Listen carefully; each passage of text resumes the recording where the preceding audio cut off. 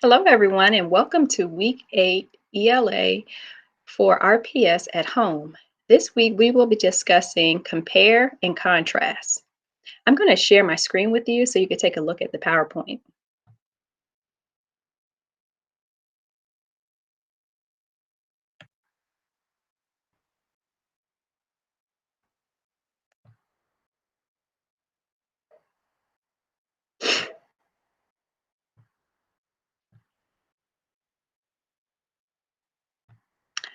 All right, let's take a look.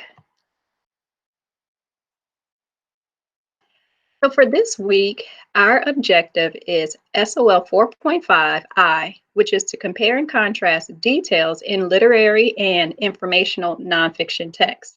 So we're going to compare fictional stories to nonfictional stories.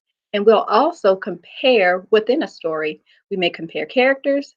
We may compare how stories are similar. So just stay tuned. Now, for today, our learning target is the student will be able to compare and contrast characters in a literary text. So, before we get started, I want us to review compare and contrast since this is a skill that you learned last year in third grade. Take a look at this anchor chart.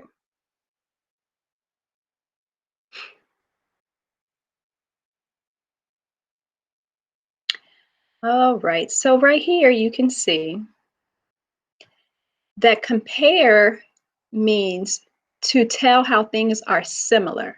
So a key word for compare is similar or similarity. For contrast, we're discussing differences. So there are some keywords that will help you when you're reading text to determine if we are comparing or if we are contrasting. So for compare, some of the keywords are both, similar or same, also or to, as well as like and. So if I were to choose one of those signal words to put in a sentence to help you better understand compare, it would be both Marcia and Martin had on running shoes. Now, on the other side for contrast, here are some signal words. However, in contrast, while or whereas. On the other hand, but or yet, though or although, different or instead. So using those same two names with Marcia and Martin, I could contrast the two and say, while Marcia had red running shoes, Martin had on black running shoes. So they both had on running shoes, but the difference is the color. So you may notice some question stems when you're comparing. Some question stems could be the speaker of the poem is most like. So they're comparing the speaker in the poem to something else. They're comparing them or finding similarities between the two. I also have a question stem that says, how are blank and blank alike? There's that signal word again, alike. Another question stem for comparing is, they are both similar because, and the keyword is, of course, similar. Now, on the other side for contrast, I have some question stems. Well, this is a question. How are the two main characters different? How is the character's plan different from what actually happens? So they're contrasting the two or telling the difference between the two. And then the last question stem is another difference is blank. So if I'm saying, if I'm looking for a difference, then I am contrasting. One thing you may remember when comparing and contrasting is a Venn diagram. And a Venn diagram is a graphic organizer that can help you better understand how things are alike and how things are different. So in the middle of the Venn diagram, I have how things are the same. But then on the outside, I have how things are different. Okay? So now we are going to read a story. And the title of our story today is called Stop the Hungry Giant Fish. Now, this is a story from Common Lit.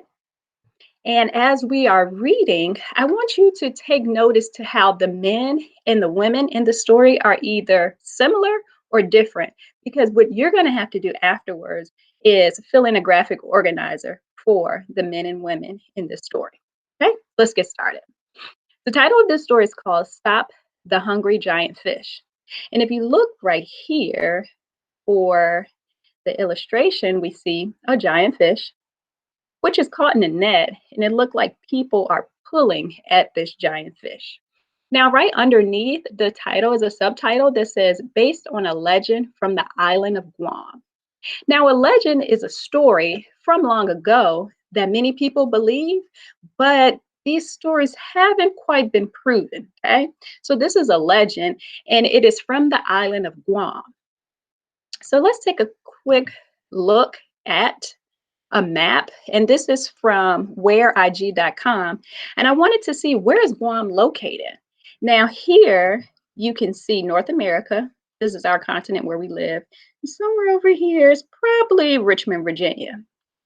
But I would have to travel west across North America and across the Pacific Ocean to get to the island of Guam. So it looked like Guam is not too far from Asia. Paragraph 1. The earth trembled beneath Ninety's feet. She ran toward Hagatna Bay. Out of the water surged a giant parrotfish with a mouth like a gaping cave and a beak as sharp as spiraling coral. It splashed as its mighty jaws approached the jutting rock, and chomp, the earth shook. Ee, 90 cried, I must warn the others.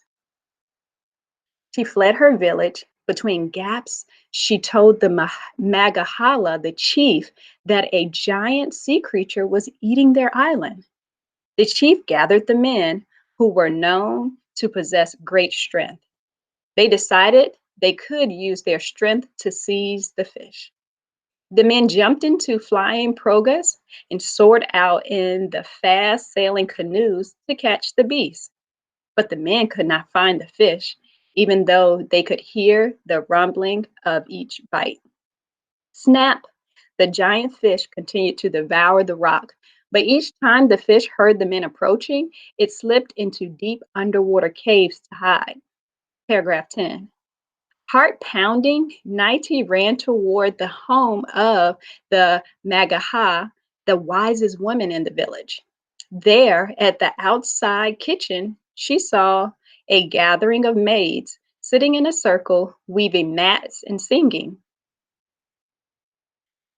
As a sea creature is eating our island, Nighty cried. Let me read that again. A sea creature is eating our island, Nighty cried. What can we do so that our entire island does not end up in the belly of a fish? The wise old woman replied, I have seen a great parrotfish that eats rock instead of coral. Come join us. Together we will think of a plan. She motioned 90 to sit down with the others. As she sat, 90 noticed that some of the best singers in the village were there. With every minute, the ground shook more violently as the parrotfish's chomping brought it closer. 90's heart beat faster. Paragraph 15. 90 tried to concentrate on the clean scent of the maiden's long hair, flowing like pools on the floor beside her. In order to keep the maids' minds off the shaking, the Mahaga started to sing a new cantan shamarita. 90 listened as the women added verses about catching the attention of the village's strongest fishermen. One girl sang about catching him with her long hair. This gave 90 an idea. Words formed in her head. She sang, weave, weave with fingers quick, the nets to catch this giant fish. Let us use our flowing hair to grant this life-saving wish. Paragraph 20. A light flashed in the Mahaga's eyes. Yes, child, you are wise.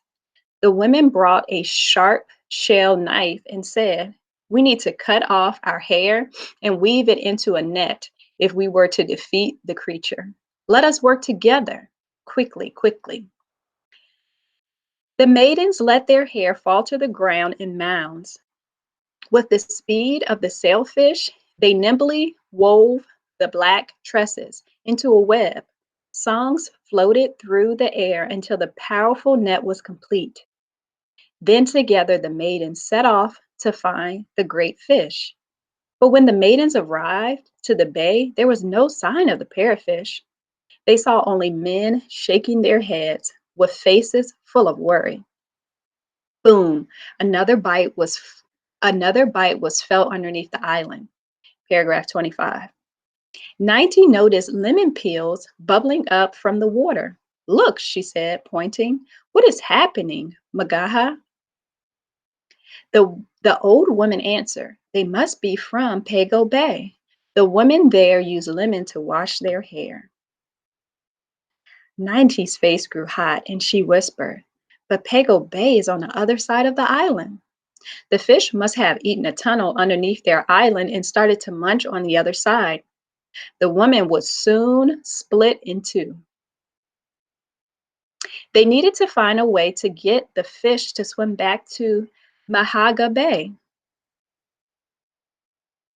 The old woman shouted, hurry, girls, use your beautiful voices.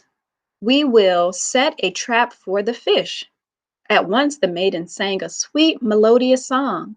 Their hearts were full of love for the people and their island. Tears sprang up in 90's eyes as she sang. Suddenly the rumbling stopped. A giant gurgling came from the belly. The huge fish swam toward the soothing melody of the maidens' enchanting voices. It's time to throw the net, the Mahaga said. Together, the women hurled the net over the fish and pulled. Harder, the Mahaga ordered, but the fish was too strong. Then the hundreds of men and children looking on rushed to the bay to help the woman pull the net. And it was the combined strength of all the people on the island, men, women, and children, that was finally great enough to haul the enormous creature to shore. That night, 90 in a feast of the huge parrotfish that fed all of the people. Everyone was thankful and proud of the bravery of their women. For generations since, the native people have pointed out the narrow coastal waste to their children and shared the tale of how, working together, the maidens miraculously helped to save the island of Guam. So now let's go back to our PowerPoint. We just finished reading the story, Stop the Hungry Giant Fish from Common Lit. And now what you're going to do is complete a Venn diagram to compare and contrast the men and the women in the story. So what I would like for you to do is find something in your house. What I found was a bowl that's shaped like a circle so that I can use that to make my Venn diagram. So on a sheet of paper, I want you to create a Venn diagram where you have men on one side, women on the other side, and in the middle, you're going to list similarities. So what I want you to do now is pause the video, find something round to create a Venn diagram that looks similar to this, and fill in how the men in the story and the women in the story are different, but in the middle, I want you to fill in how they are the same. Now that you have finished your Venn diagram, I want you to compare what you have to what I have. You may have the same things that I have, but you may have some things that I didn't even notice. Let's see.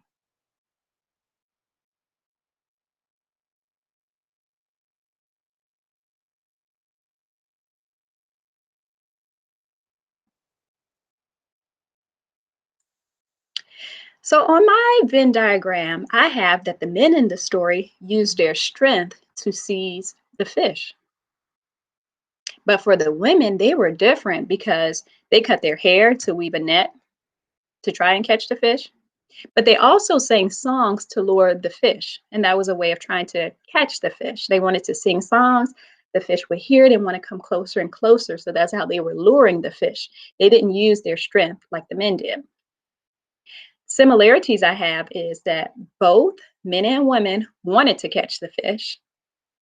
I have both men and women work together to catch the fish.